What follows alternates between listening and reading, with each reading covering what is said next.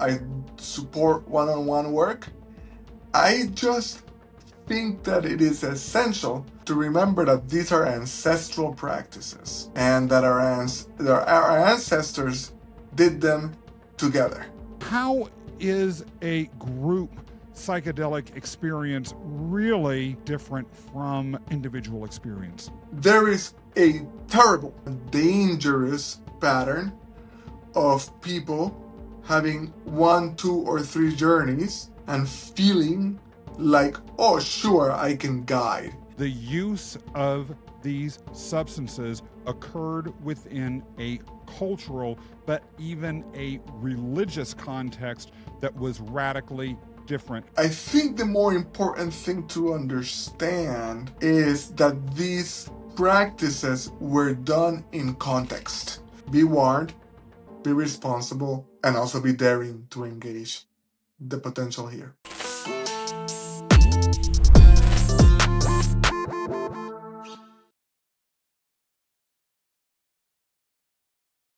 Webdelics podcast is about to have a really deep conversation here. We have Gibran Rivera in the house.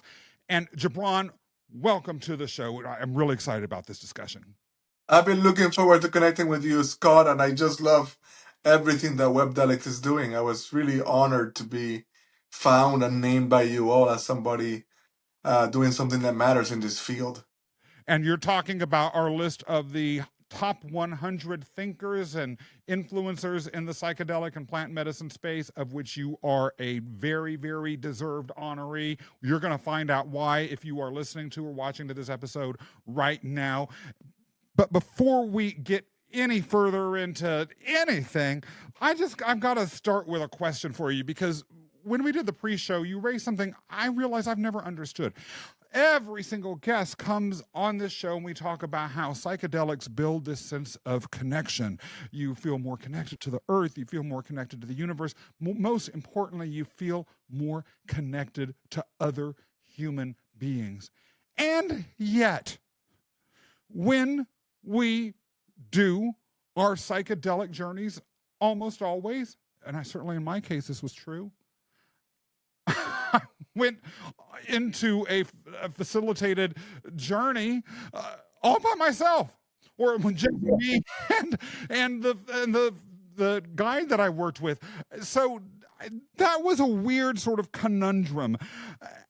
I don't know that I really understand how or why we do that, and so maybe just sort of throwing that question out to you is a good way to start our own conversation today. I'm so glad you asked. It's a central concern. I want to first start by validating that a psychedelic experience is a big deal, that we live in a culture that is hyper-individualistic, that psychedelics are coming into the conversation through a therapeutic framework, and most of the time that is handled as individuals, that I myself guide one-on-ones and find them to be important. So the first thing I want to say, I will talk more about why the other part is important, but I want to honor that people feel uneasy and nervous. So many questions, so many times I invite people to a group ceremony and they're like, well, do I want to, who's going to be there? How vulnerable will I be? So I just want to say I get it. And I support one-on-one work.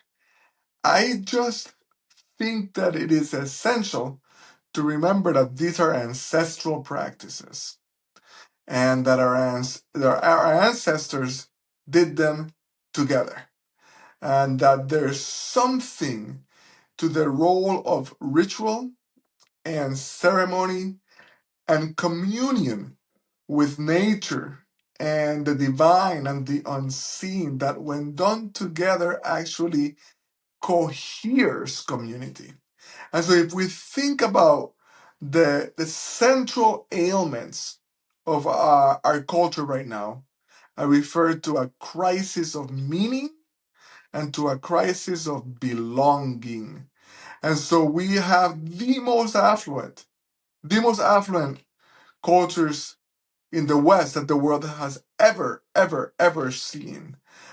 And yet, we also have a crisis of loneliness. We have deaths of despair. I do a lot of work with men. Men can barely name other men who are their friends that they can trust. This is largely speaking. And so to bring the medicine to that particular need for cultural healing, I think is a missing aspect, and it's one that is, if and when done right, can work miracles in people's lives. I'll say one more thing, which is, as we hopefully your listeners know, as you know, one of the missing parts of the psychedelic work is the integration work. There's a lot of lip service paid to the integration. There's very little understanding to what integration is and what it looks like, and that when you are in community with others, the possibility of true integration is magnified in a way that grows the life changing potential of these compounds.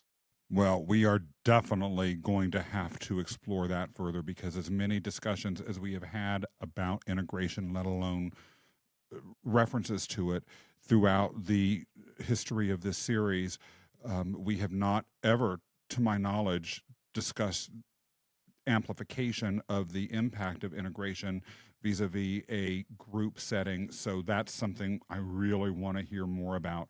But when you talk about the history of these substances and how our ancestors use them, there are a couple of different ways in which you commonly hear about psychedelic journeys having been uh, brought into someone's life in the West right now.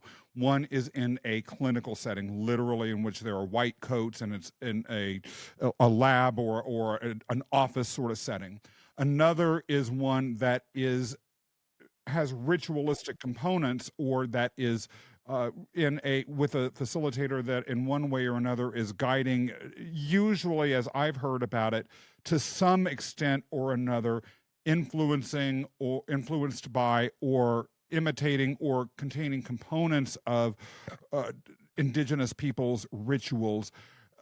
But I'm sort of gathering underneath what you said at the top of your statement from a few minutes ago that what these experiences looked like historically might have been a lot different than how we are interpreting them from a ritualistic perspective today. So perhaps a place for us to start is your thoughts on that statement. Am I just pulling things out of the air, or is there actually some truth in what I just said? Did I understand you correctly? Well, first of all, there's obviously many cultures around the world that have done this in different ways.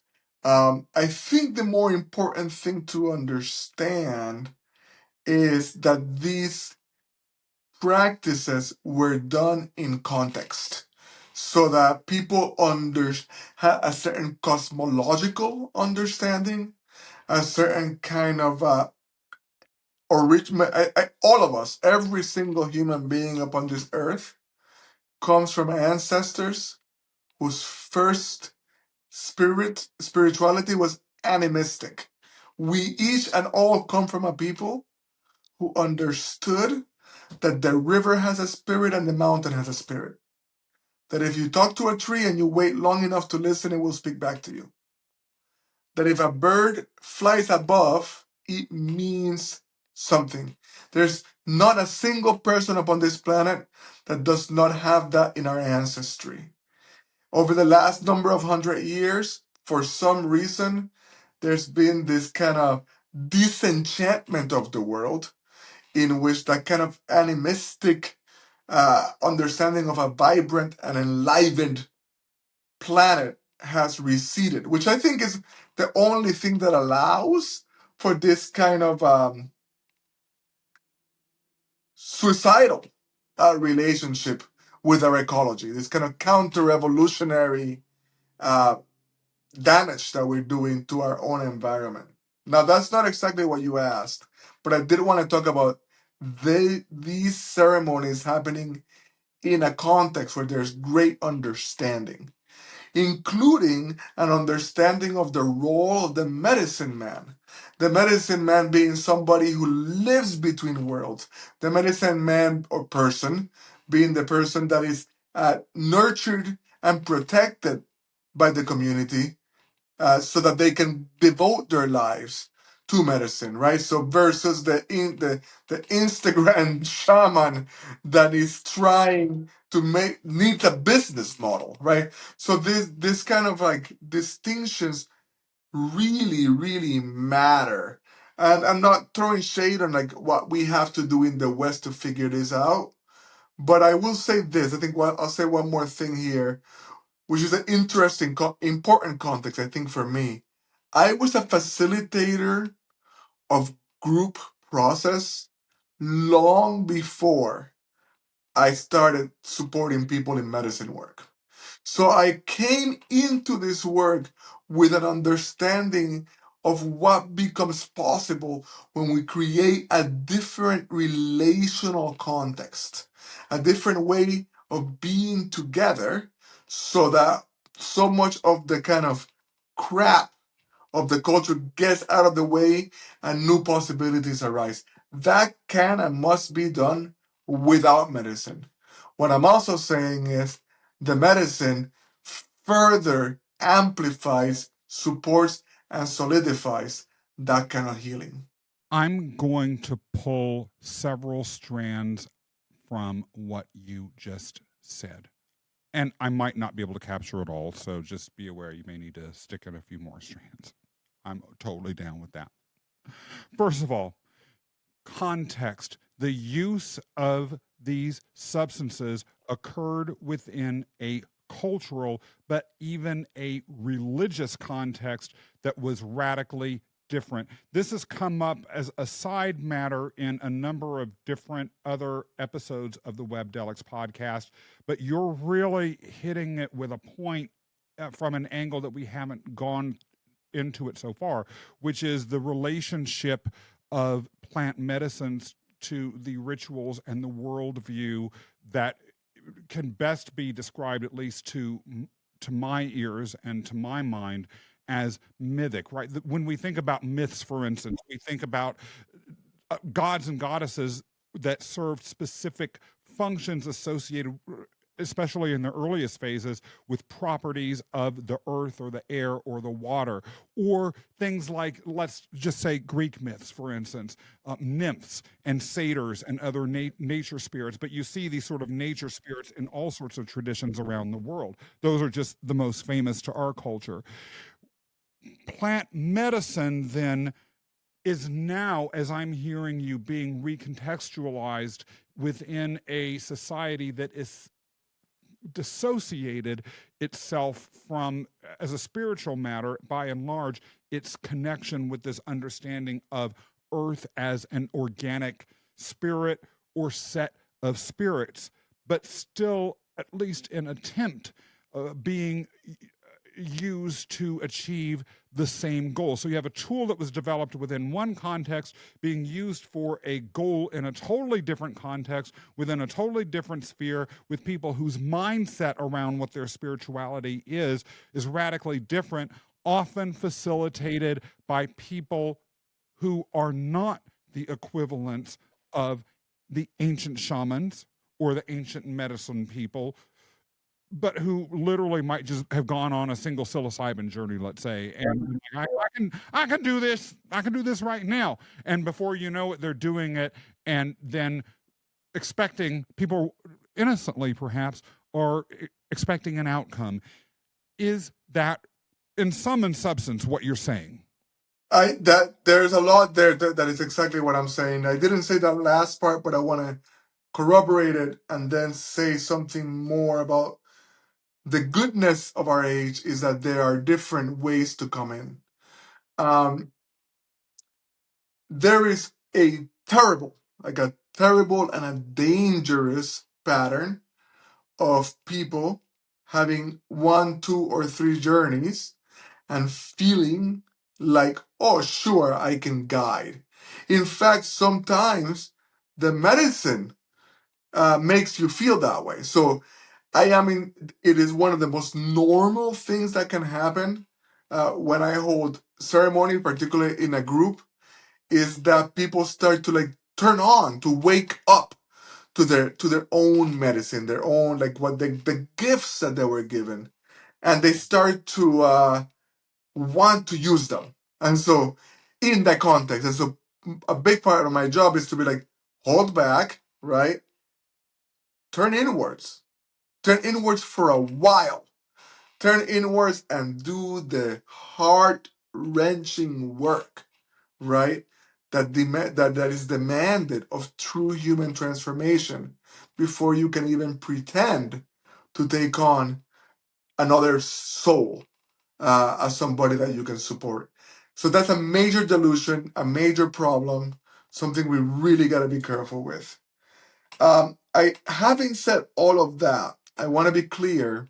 And I think it's an awesome thing about what Webdelics is doing, Scott, is that you're trying to be like the WebMD of psychedelics, and so people can come in at different places. So there are people that are hearing me right now talk about ritual and ceremony and animism, and they're like, "No," and I'm saying, "Okay, no, like go touch the medicine in a neutral, more clinically held, perhaps therapeutically held context." That is a good thing, and it's a good way for you to come in. If you are suspicious, if you just come from the cultural context most of us come from, which is one that doesn't understand uh, the kind of animistic nature of reality. Uh, so I want to say that I don't want to be throwing shade or making that wrong. What I'm saying is, if your heart is hearing this conversation and something in you is turning on and awakened to something that you have sensed, perhaps since you were a kid walking in the woods, that there's something alive here that I can be in communion with, then come this way. I can also say, once you start journeying in this quote unquote more neutral space, the medicine itself will show you how alive the world is.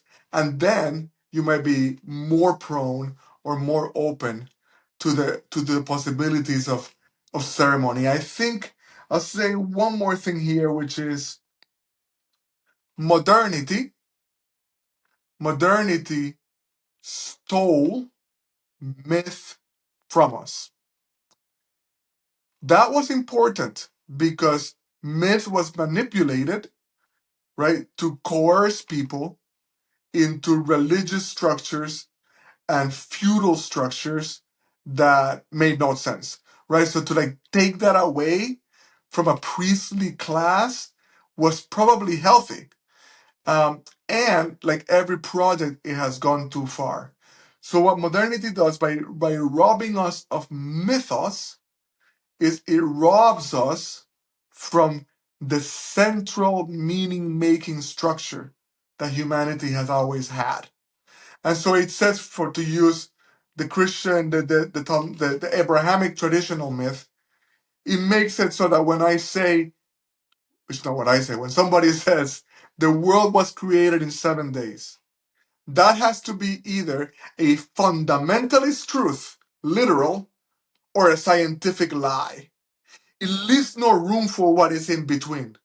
It, it doesn't give any sophistication to our ancestors who could understand that there were realms outside of material reality that were still holding a kind of truth. And I feel like part of what medicine can do is reconnect us to that meaning making structure.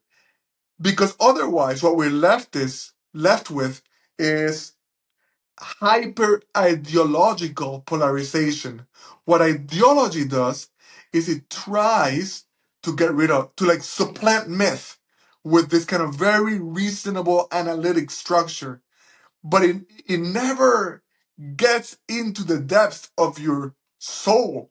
It fails to explain what being and being with is. It tells you what it should be, but it doesn't give you a felt sense of what it is. That is a point that really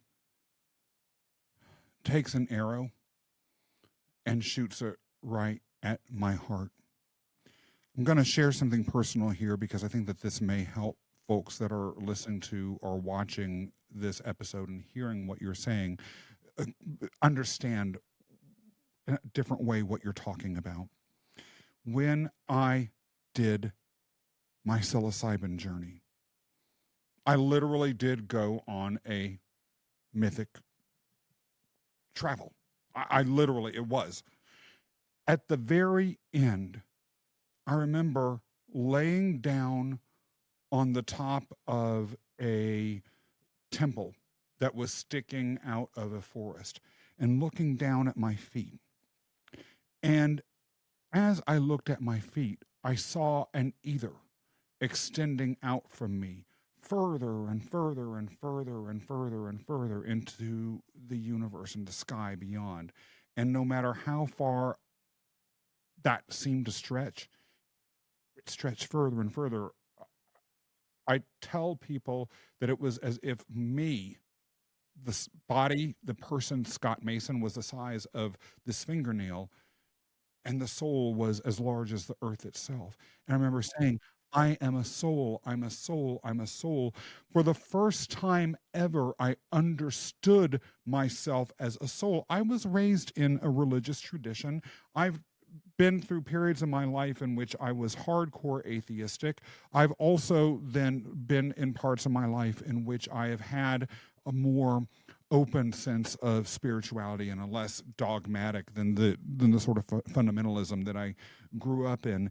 And understanding truly myself as principally a soul, not a body, has utterly changed through integration, which we'll discuss later, as well as just practices and thinking and talking. It has completely changed how I view myself. The reason I share all of that is because, like you, I live in a culture that is very dualistic and polarized. We view ourselves as us and then the others. There is me, there is you, there is Scott, there is Gibran, then there is the forest, the earth, the other people. There are the others within our tribe, there are the others outside of that, the tribe. There's this inherent division. And as you're talking and sharing all of this, I can't help but think about the fact that the traditions that have emerged as part of the modern spiritual experience, not universally, but in some respects, has been one that has supported a rising individuality within our culture, right? And that individuality, that ego-based identity, which allows us to be able to separate from the world and then master it technologically and from a whole host of other realms.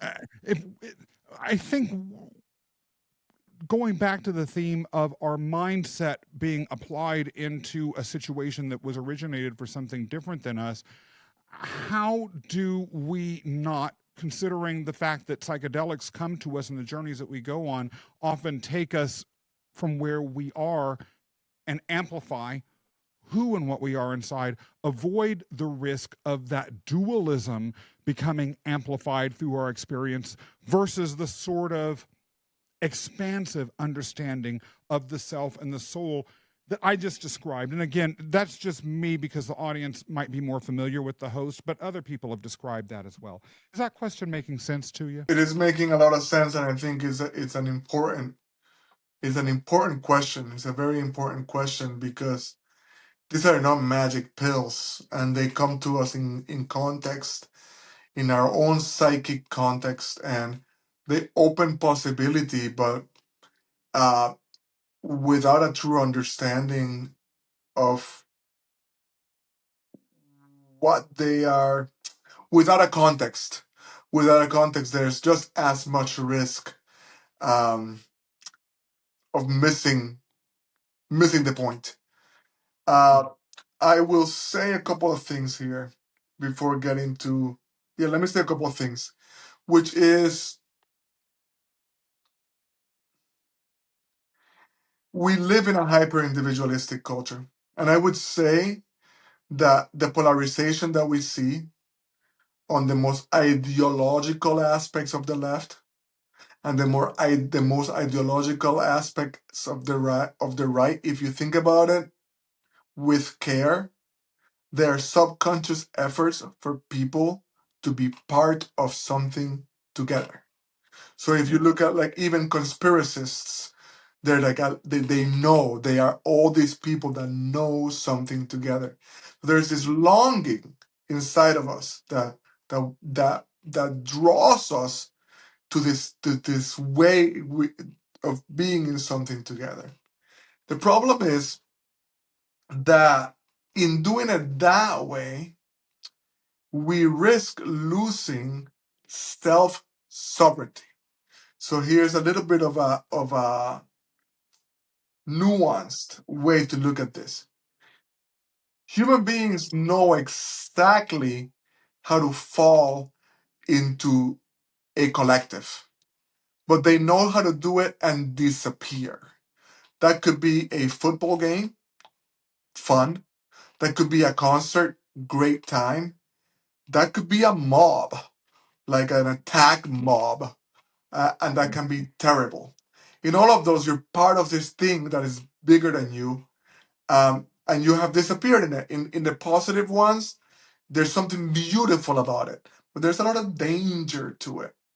And so I find that for us to get the most out of what these medicines make possible in terms of how to come together, the first part of our healing process is the development of this self sovereignty. And how am I going to define self sovereignty? If you use the language of trauma and triggers, for example, uh, we are often wanting, when we're moving from that space in us, we're wanting the world to rearrange itself and be different according to our wounding. Self sovereignty is the capacity to bring our own selves back into coherence when we're triggered. When we develop this kind of self sovereignty, which the medicines can help us develop, then we can be collectively together in a way where we will not lose ourselves, or at least we're less likely to lose ourselves, which is very important as we think about what it means to come together. Now, you pointed to what happens to the psyche that experiences these medicines, but it's been fed and bred through this intense individualism. A lot of great possibilities open, but just as many dangers are becoming more and more evident. If you think that that psychedelics can really feed this widely shared condition of postmodern narcissism, right? We are in this Instagram culture.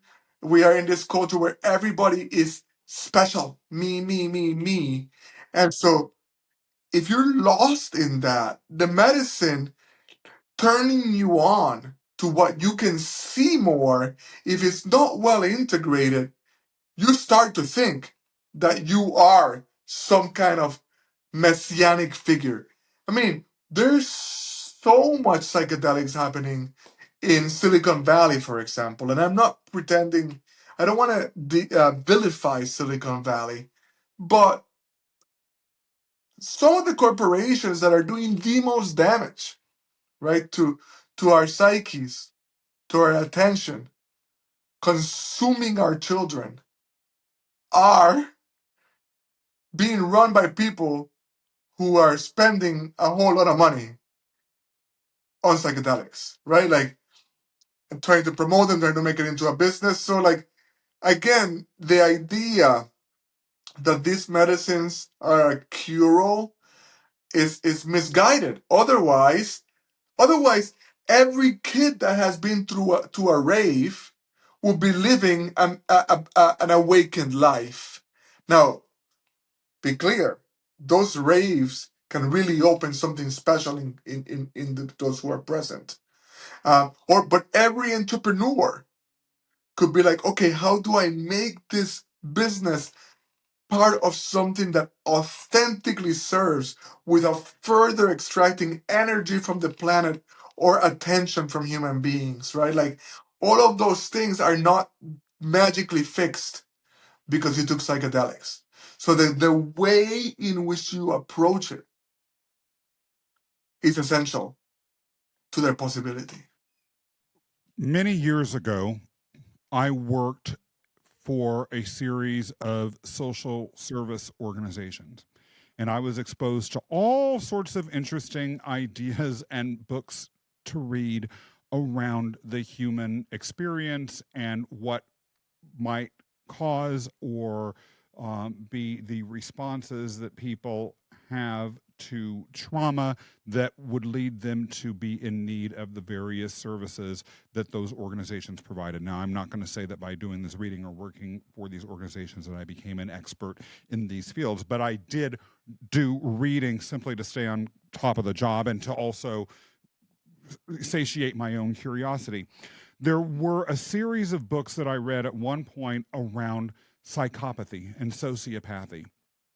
And one of the interesting things that was pointed out is that the rate of these disorders that one can argue are related to or are outright on a spectrum going as to narcissism is that they appear or are manifested to much smaller degrees in cultures like Japan that have a far more collectivist approach to mindset, right, than we do here in the West.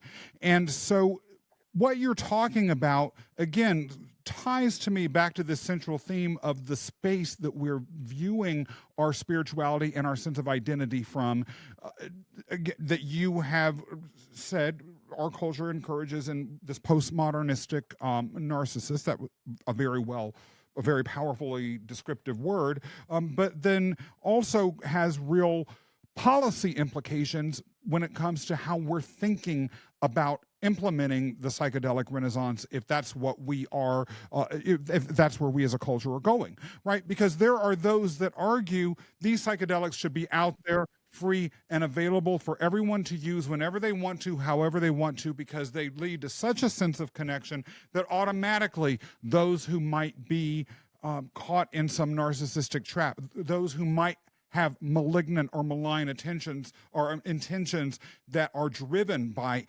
their narcissism, or we as a society being ultimately making decisions about our relationship to the environment that you talked about much earlier in the conversation that can damage it. Well, it'll automatically bring about these connections in a way that'll solve these problems, almost as if by doing it. You seem to be saying, whoa, we might actually, by making those assumptions, be shooting ourselves in the foot and making the situation worse if people are stepping into this with these issues, especially their leaders, right? Yeah, this is a really good line of inquiry, and a complicated one. By the way, another two clarifications, and I think you got them. There's narcissism as like a personality disorder. Um, I think the postmodern narcissism I'm talking about is kind of a widely shared condition, sometimes called main character syndrome, right? Where it's just like so it's a little different from the personality disorder. I think that one can lead to the other, but just making that distinction. That's great. We need to understand that. And if I, Yeah. you're right, if I didn't understand that, someone else watching or listening might not have too. So thank you very much for that. Right. I mean, this is just really like, I mean, I can't. I was just having a beautiful time in Puerto Rico with my son. That's where I'm from, And there you couldn't get away from people being at the beach.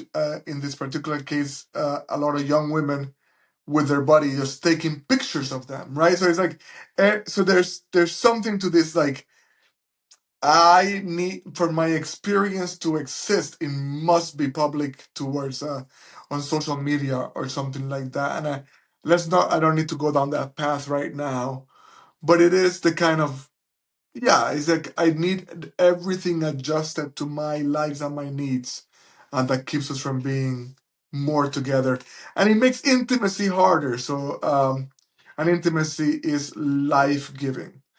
Now, to talk about policy, I'm not gonna take a hard position on this. Largely, I have been. I'll tell you something funny. Um, I smoked weed pretty late in my life. I mean, for compared to people in my community, like second semester of freshman year in college. Um, and I was so excited about feeling high, but I was also so mad that all of these old, what I considered old white men in Congress, dare to have a say about what I could and could not do with my consciousness. Right? And so I have tended in the direction of, like, let us figure it out, um, because I don't trust the decision makers. I mean, if they're showing us anything right now is that they can't be trusted.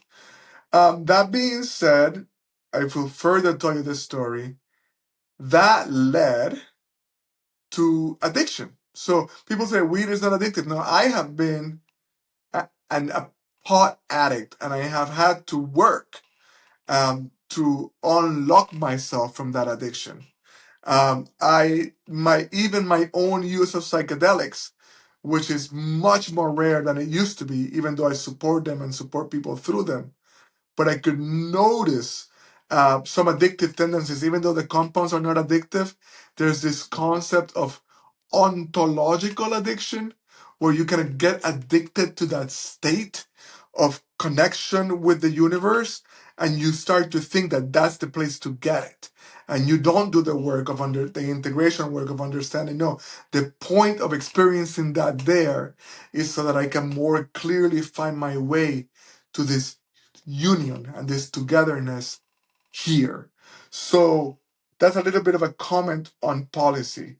But I will restate that um, psychedelics have just as much a chance of supporting a narcissistic, um, ego enhancing, um, and even ontological addiction as helping people break through the burdens of depression and whatever is keeping, sometimes the burdens of addiction, and hopefully what is keeping them from connecting with each other.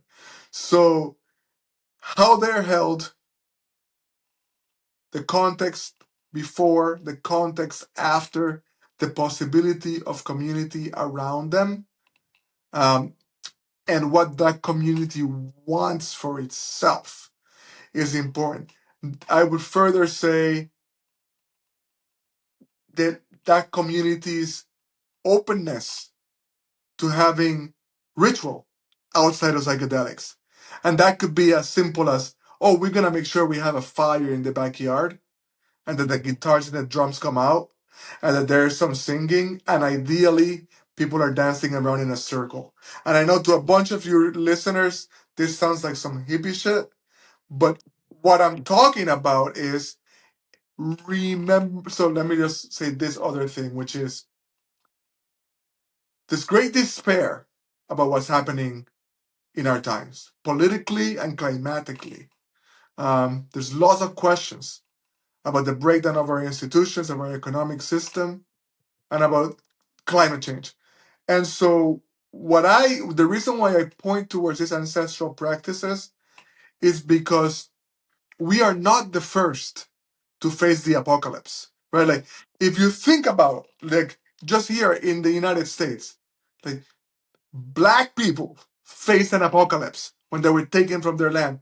Indigenous people faced an apocalypse when they were infected with disease, and just like decimated and taken. So like apocalyptic conditions happen, and they happen to people that have complete innocence from them. But they preceded colonization. These conditions have existed among human beings for the millennia. The bad guys next door could come and cut off heads at any time. So I say all of this not to be grim, but to say the same ancestors had stories, songs, and rituals to remind us of who and how to be, who we were, how we were supposed to be, and how to turn towards one another when shit inevitably hits the fan, as it always will in every generation. So when I talk about these practices, I'm just trying to give us tools that are ancestral, that have survived millennia, to contend with some of the more tragic aspects of our human condition. And let's face it, the apocalypses that we have had in our lifetime, and I don't want to minimize anything, and I certainly don't want to minimize climate change as it evolves. But for instance, I have read that there was a time early in human history in which there was a major natural climate disaster that pretty much killed all, but they say around 10,000 human beings. Right, that's pretty doggone apocalyptic. And our ancestors, like you said, who lived in this animistic, myth-centered, non hierarchy or not structured the same way system of belief, and developed rituals that helped them have the resilience to be able to make it through, do have something to teach us. I never really thought about the rituals as being connected to our ability to be resilient as we face some of these things, but there is something to be said for the fact that every single tool that could make us be resilient, even if it does sort of move us away from an individualism that we're more comfortable with because it involves a collective, why on earth would it hurt us to be more resilient? More resilient, right, is, to me, never a bad thing. But I'm curious, or sort of thinking about these rituals and going back to the idea as to what our ancestors might have experienced when they engaged with psychedelics and sacred plants. How is a group psychedelic experience really from the perspective of people engaging in it, who are going on the journey? How is it different from a individual experience? Beautiful, beautiful. Let me say a word about ritual for a moment here, Scott, because I know that the Webdelics audience that you're aiming for, I think, it's a broad audience, and for many of them, this talk of ritual might turn them away. I'll say two things about them. One is one of the bigger breaks, just around the same time that we turned the world into dead matter in our minds as opposed to living a living planet. um, we also went to the textual and the mind as the main way of understanding things. But we know in our actual bodies that understanding happens through embodiment. In fact, our very words, the word like understanding, is to stand under, to apprehend, to grab, right? So one of the ways in where ritual is important, and ritual together gets us in synchrony together, but it also helps our bodies integrate and understand something that is only abstract in our minds unless we embody it. And so like that's what we got to be thinking about when we think about working with medicine, is like, how will this insight eventually become embodied? Insight, we can say, is the booby trap of therapy and it is the booby trap of psychedelics, because in a mental culture we say, aha, I got it, but we don't have the tools to integrate it and embody it as we walk upon the planet. So that's one thing I really wanted to clarify. I'll say one more thing and then finally get to your question. If that sounds too woo, there's a beautiful book written by Nicholas Christakis, and it's called The Blueprint. And it is about societies that work. And he studied shipwrecked societies, he studied online communities, he studied all kinds of like situations in which societies were more or less successful. And he comes up with about 8 things that make a certain society cohere and work good.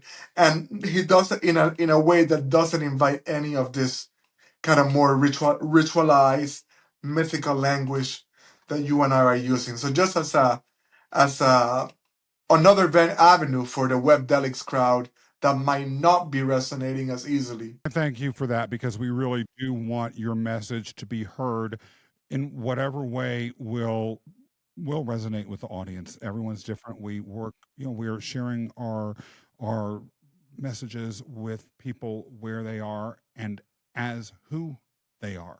Exactly, exactly. I'll say a couple of things about the distinction that you asked me to say. And I'll start by saying, like, again, a reminder.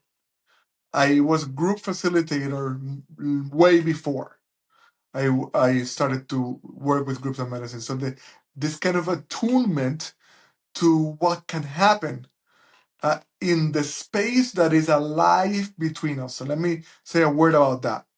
In our hyper-individualistic culture, we think there's Scott and there's Gibran.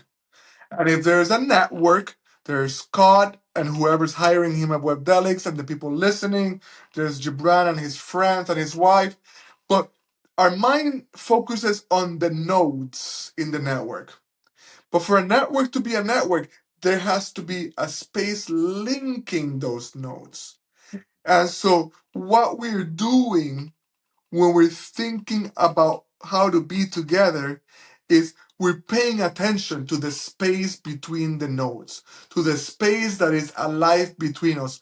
We're actually treating, I'm going to use fancy words, treating the space between us as an ontological equal, meaning it the beingness, the aliveness of that space is not under your aliveness and my aliveness. It is an equal. And so by it's like, how do you have a third person in the room and not paying any attention to them? So bringing our gaze to the space that is alive between us, that alone begins to exponentially shift what becomes possible among us. Step back. I support individual work. It is important for people to do it. I invite people to do it. When you're doing a one-on-one with me, I can work a lot more closely and individually with your energy, with whatever's arising for your psychology. I am actually holding a ceremonial space. I'm using a healing modality, which is different from a therapeutic modality. And so there's a lot of really special, wonderful things that I encourage and that can happen individually. When we get together in a collective ceremony, our awareness of the space that is alive between us because of the medicine is enhanced. So we have a greater attunement, right? A lot of our guards drop, and so we have more trust of each other. Our capacity to hold each other, to cuddle, to listen to each other with care. None of this has to happen without consent. And in fact, before we go into ceremony, I train people into how to say no to a physical approach, to a verbal approach. If they want to be alone, even in this group together, they can do that. Right? There are a lot of precautions we could take to make this work well. What happens there is you're not only connected to your spirit, but you have a new sense of what is possible among us. You feel supported and held not just by me, right, but by each other, which gives you a different kind of faith. If you stay in touch with the group, your integration possibilities eh, grow exponentially. They help you also not fall into the trap that the way to get better is always by taking more medicine, right? Because what it's doing is like, oh, this is who we are. We can be who we are. We can periodically come into the sacramental communion with the medicine, but that's not the main way in which we come together. Now, there are some challenges to that space, and this is where I pay a lot of attention, which is, I mentioned to you, somebody suddenly decides or feels like they are a shaman. And so they start giving somebody advice. Or like, even before giving them advice, somebody might approach somebody and be like, oh, I can see the grief in your eyes. Well, how much of that is their own projection, right? So it's just like there are traps that people fall into, even with all the warnings they fall into. So I and my support team pay attention and stop that. And we say, reflect on yourself. If you gotta share, share about yourself. If you're listen with the utmost care and the utmost compassion. But don't try take it upon yourself to be the teacher. Don't take it upon yourself to be the guide. Don't take it upon yourself to be the healer. Not because you can never be those things, but because it's not what your peers signed up for. They didn't sign up for you to feel special by by deciding that you're suddenly this healer.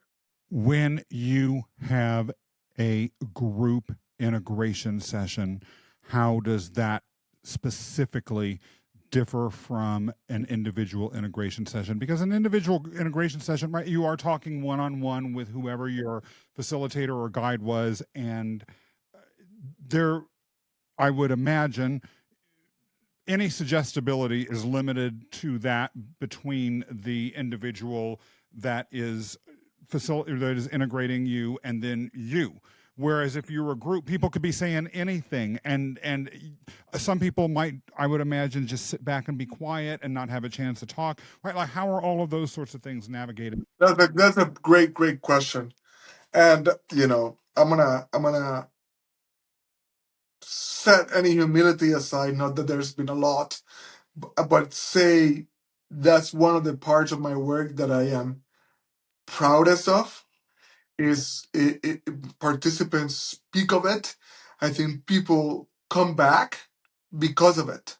So when we hold an integration session as a group, no, people are not allowed or welcomed to comment on each other's experience. However,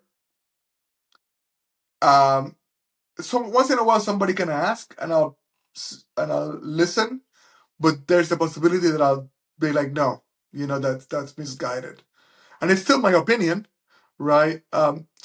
If I'm guided, if there's somebody supporting my work, which there often is, they also get to express what they see. But what is really powerful and feels super vulnerable when you hear about it, but is actually magical when you experience it, is that we're going person by person in the circle. They're speaking about, I asked them not to recount their journey. I asked them, what of the 1,000 things you learned and were shown last night, which one are you going to bring your attention to over the next 3 to 6 months as part of your integration? So they'll talk some about that.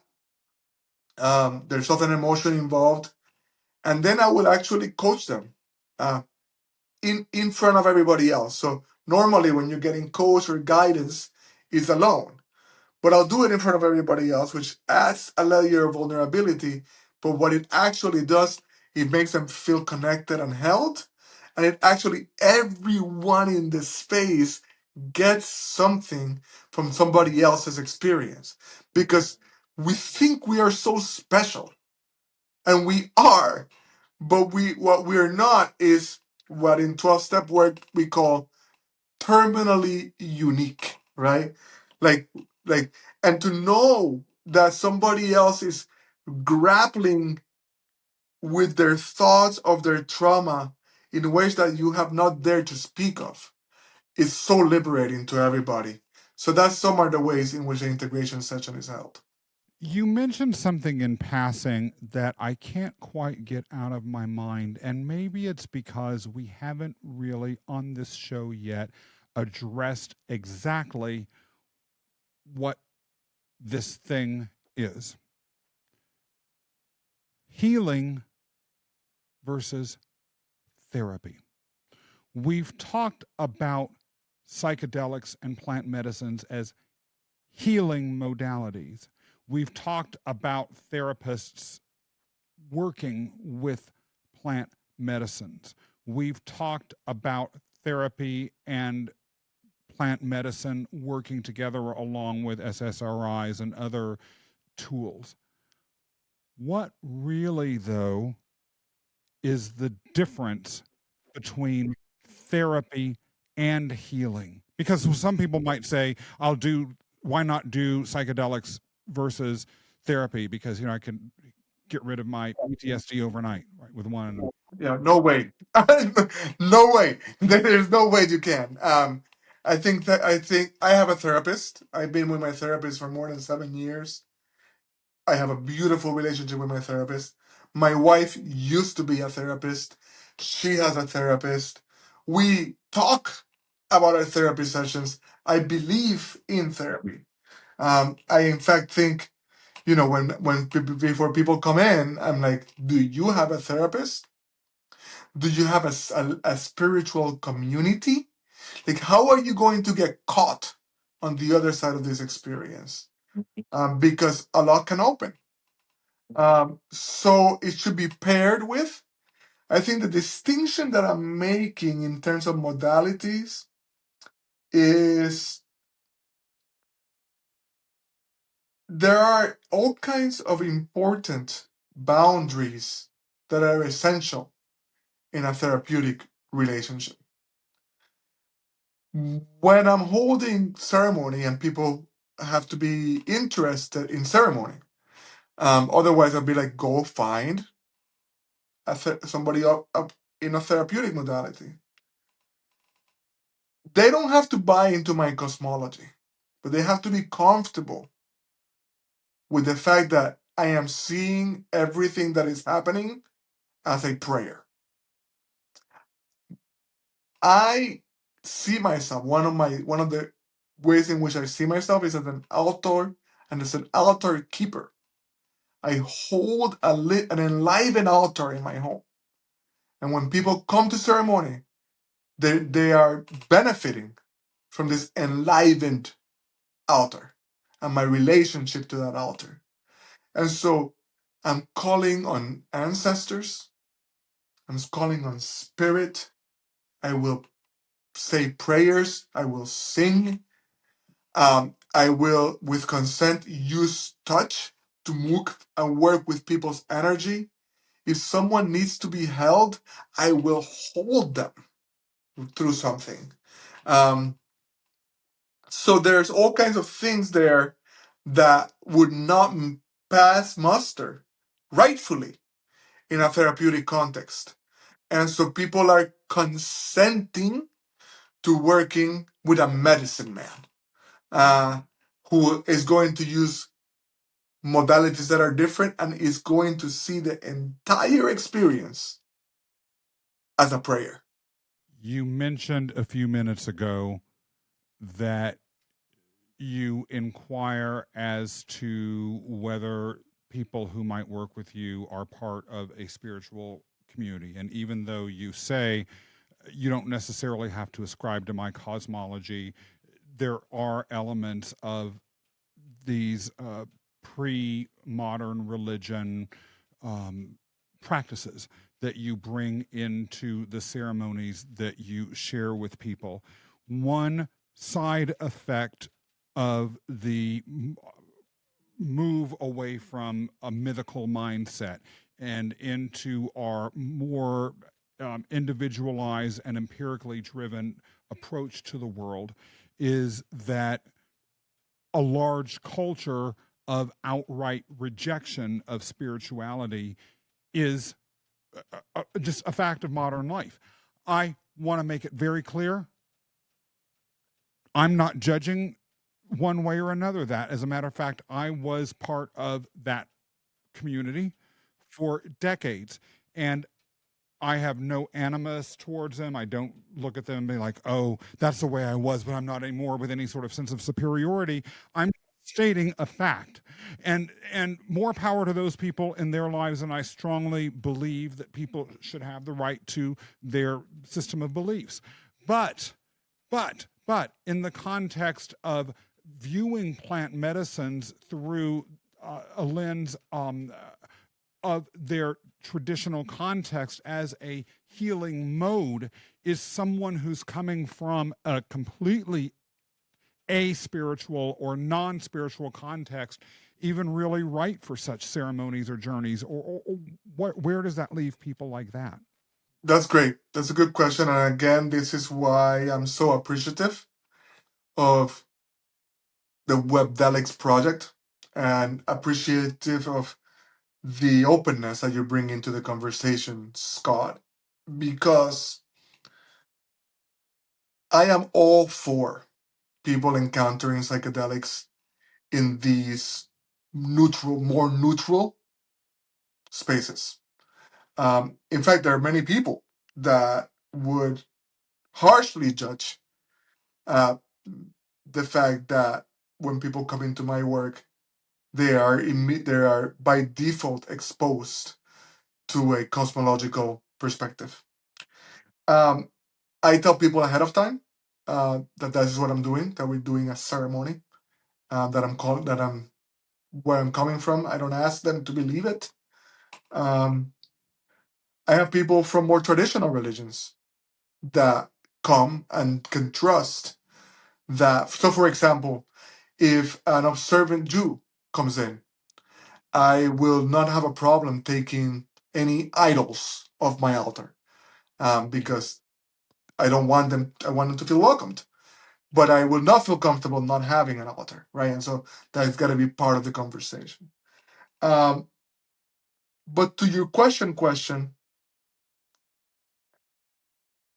someone, as long as they have some level of support beyond that which I can give, and I'm glad to give it. It's just it incurs a cost, you know.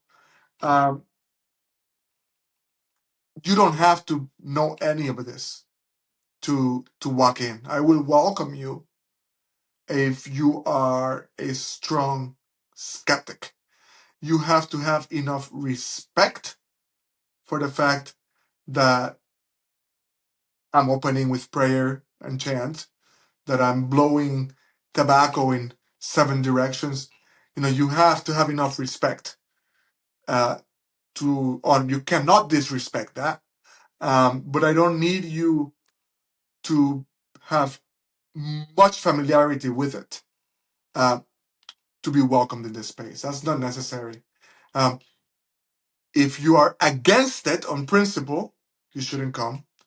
Um, but you can still find plenty of ways to engage these medicines uh, that are going to be more neutral.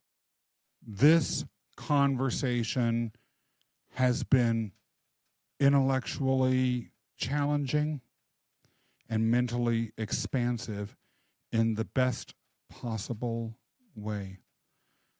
I will be pondering a lot of what you say for many months. I'll probably have to watch the episode a few times to truly wrap my mind around everything that you have said. I like to close out these conversations with a thought as to one thing that I can take away from my engagement with the guest. There's so much right now, I'm feeling a little bit overwhelmed. So I'm going to just pull something out of a hat here and say that just sort of a lightning bolt of thought, the idea that we can and should enter into a space that harkens back to the systems through which our ancestors view the world, that gave them resilience, and that were integral to the development of the time-tested practices that we know enable psychedelics and sacred plants to work. Going into that space puts us into a position where we may be able to amplify that connection that it can bring with other beings through the space between you and I, the network that we have, and then engage in what, for lack of a better word, I'll call fellowship in the integration process in a way that really, I can only imagine, would shape our embodiment within the current individualistic based mindset culture,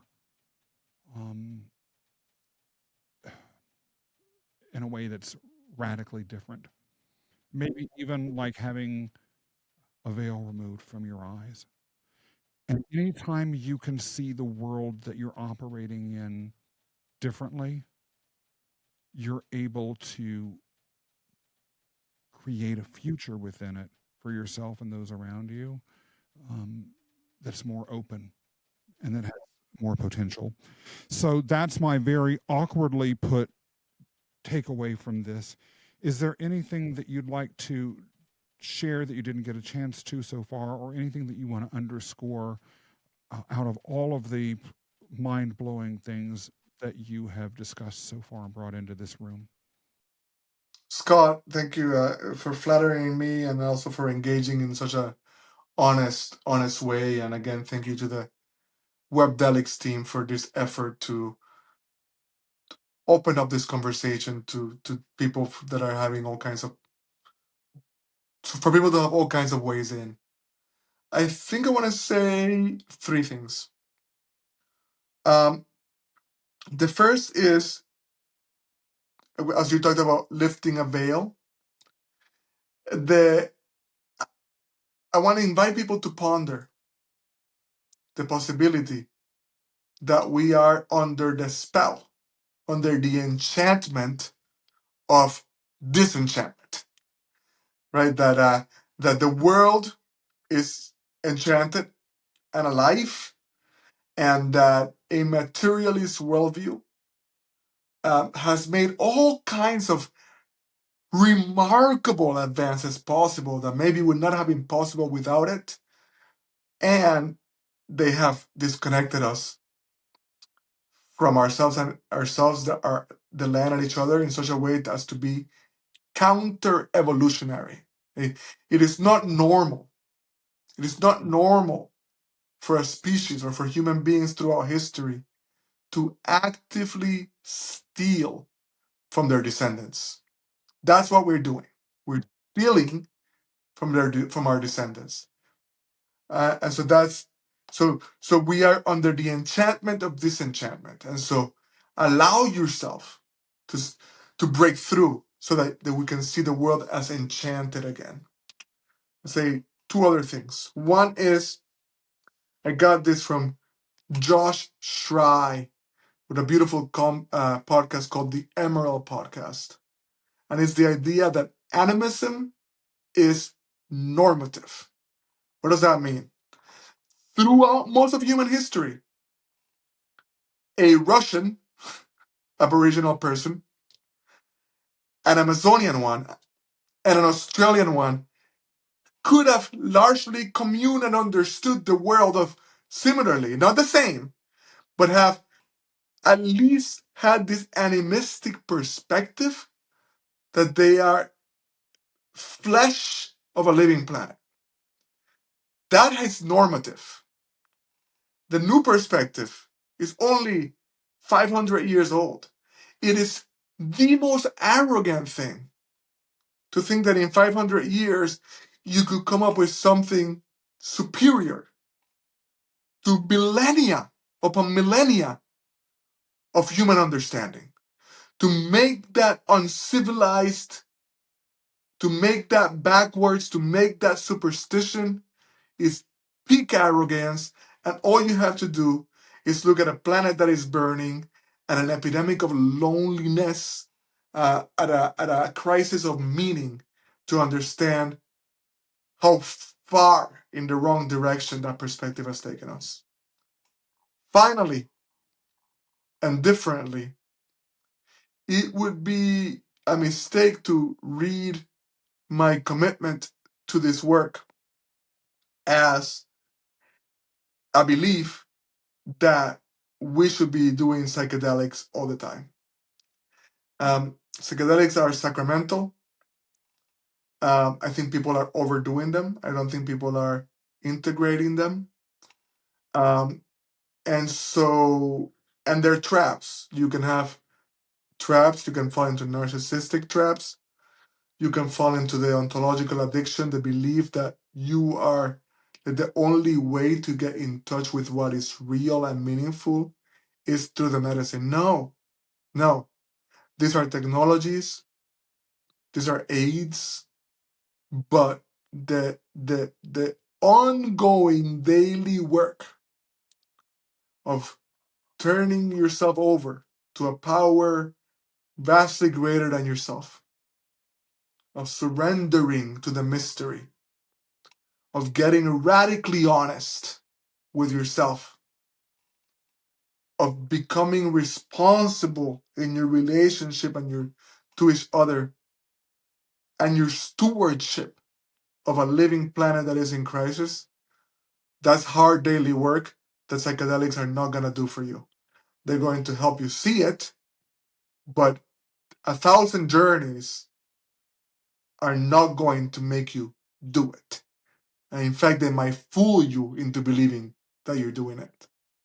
So be warned, be responsible, and also be daring to engage the potential here. Thank you so much, Scott. Thank you. That was quite the truth bomb. Gibran, I'll say one final thing before I move into the closing segment of this indescribable conversation. As you were describing the indigenous people from different continents meeting each other, this imaginary world, and communing together across distance, I couldn't help but in my own mind see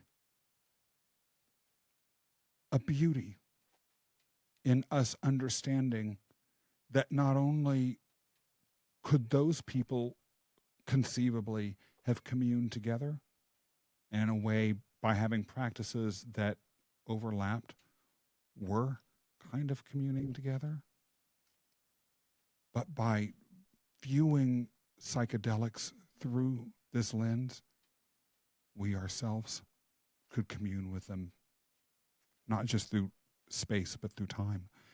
And that really affects me. Thank you, Gibran. You are, as I said at the top of the hour, a commanding intellect and a spirit of great passion. How can people find out more about you? Where can they go to learn about you? What do you have going on? Great. My favorite place to be found right now is through my Substack newsletter because I can expound on my thoughts there. So that would be gibranrivera.substack.com, and the newsletter is called Future Ancestors. You can find about my other work, including my coaching and facilitation work unrelated to medicine, at gibranrivera.com. I know that many people will want to visit those locations, and we have put them in the show notes as well as in the caption right beneath the video. Gibran Rivera, thank you for being on this show. Thank you, Scott. It's been a pleasure and a privilege. Thank you so much. Deeply mutual. If you enjoyed this episode, be sure to leave a thumbs up and a comment beneath the video if you're on YouTube. And if you are on one of the audio platforms, make sure that you leave a 5-star review and write a written review as well, because we want to hear from you and we want the word to be spread. So also share this video or share this podcast episode with anyone in your network who you think might be interested. By the way, if you're not inclined to share them directly on YouTube or on Apple or on Spotify, that's fine. You can and you should go to our social media sites. Be sure to follow us there. And then when we post about this episode or any others, make sure that you share them with your network on those platforms. Then after you followed us everywhere, please go to our website, webdelics.com. That's webdelics.com, and sign up for our newsletter where you're going to get all sorts of quality information that is vetted and thought-provoking about the world of plant medicine and psychedelics. And then, my friends, be sure to come back again for another episode of the Webdelics podcast.